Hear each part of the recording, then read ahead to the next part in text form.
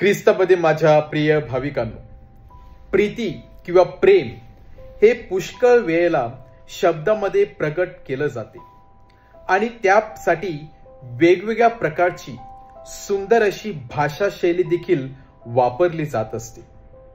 परंतु काही वेळा किंवा बऱ्याच वेळाला प्रीती किंवा प्रेम हे केवळ आणि केवळ शब्दाच्या त्या बेड्यामध्ये अडकून पडलेलं असते. परंतु याच प्रीतीला जर कृतीची जोड मिळाली, शब्दाच्या एका पाऊल पलीकडे जाऊन जर कृतीची साथ मिळाली, तर तीच प्रीती किंवा प्रेम हे फार इफेक्टिव्ह होत असते, ऍक्टिव्ह होत असते आणि व्यक्तीच्या जीवनामध्ये नक्कीच बदल घडून आणत असते. जर एखादा मुलगा आपल्या आई वडिलांना सांगत असेल की मी तुझ्यावरती प्रेम करतो, परंतु आई वडिलांची आज्ञा पाळत नसेल, तर ते प्रेम फार पोकळ आहे. ते प्रेम केवळ आणि केवळ शब्दाच्या बेड्यामध्ये अडकलेलं आहे. परंतु जी व्यक्ती न सांगता सुद्धा आपल्या आई वडिलांची आज्ञा पाळते किंवा त्यांचा आदर करतो, ती व्यक्ती शब्दाच्या पलीकडे जाऊन त्या शब्दाला कृतीची जोड देत असतो आणि आपलं प्रेम व्यक्त करण्याचा प्रयत्न करत असतो. तेव्हा त्याचं प्रेम फार अधिक परिणामकारक होत असते, इफेक्टिव्ह होत असते. आजच्या शुभवर्तमानामध्ये प्रभू येशू ख्रिस्त आपल्या शिष्यांना सांगत आहे, जर तुम्ही माझ्यावरती प्रेम करत असाल तर सर्वप्रथम तुम्ही काय करणार आहात? सर्वप्रथम तुम्ही माझ्या आज्ञा पाळणार.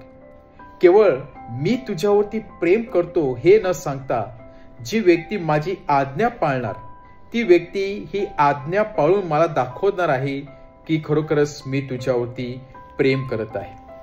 खरोखरच प्रेमाला जेव्हा कृतीची जोड दिली जाते, जेव्हा आपण परमेश्वराच्या आज्ञेप्रमाणे वागण्याचा प्रयत्न करतो, ती आज्ञा तंतोतंत आपल्या जीवनामध्ये उतरवण्याचा प्रयत्न करत असतो, तेव्हा इनडायरेक्टली आपण परमेश्वराला सांगत असतो की मी तुझ्यावरती प्रेम करत आहे. केवळ शब्दाने बोलून आणि आज्ञेकडे दुर्लक्ष करून ती व्यक्ती परमेश्वराचं हृदय कधीच जिंकू शकत नाही. आणि म्हणूनच प्रभू येशू ख्रिस्त सांगत आहे, जर तुम्ही माझ्यावरती खरोखररित्या प्रेम करत असाल तर सर्वप्रथम तुम्ही माझ्या आज्ञा पाळणार आहात, माझ्या आज्ञेमध्ये राहणार आहात. आणि जेव्हा तुम्ही माझ्या आज्ञा पाळणार, तेव्हा मी जो आनंद तुमच्यामध्ये देणार आहे, तो आनंद हा जग किंवा कुठलीही व्यक्ती तुमच्यापासून हिरावून घेणार नाही. हा आनंद शेवटपर्यंत टिकणारा असणारा आहे. हा आनंद न संपणारा आनंद असणार आहे. आणि त्यामुळे माझा आनंद तुमच्यामध्ये पूर्ण होणार आहे. हा परमेश्वर सांगते की माझा आनंद तुमच्यामध्ये पूर्ण होणार आहे. तो आनंद या जगातली कुठलीही गोष्ट देऊ शकणार नाही. आणि म्हणूनच प्रीती ही एकतर्फी ट्रॅफिक नसून दोन-तर्फी ट्रॅफिक आहे. दोन प्रकारचं रस्ता आहे जिथे प्रीतीची देवाणघेवाण केली जाते आणि ती प्रीती कृतीमध्ये उतरण्याचा प्रयत्न केला जातो.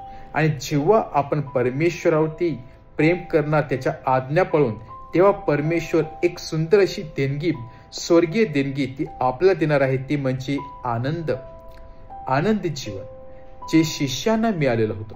शिष्याकडे काहीच नव्हतं, परंतु शिष्यांनी परमेश्वराच्या आज्ञेप्रमाणे जीवन जगण्याचा प्रयत्न केला आणि तो आनंद त्यांना शेवटपर्यंत मिळालेला आहे.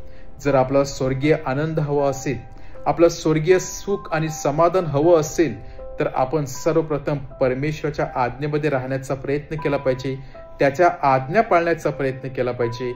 आणि नक्कीच परमेश्वर जो आनंद आपला देऊ इच्छितो, तो आनंद नक्कीच आपल्या जीवनामध्ये देणार आहे. आमेन.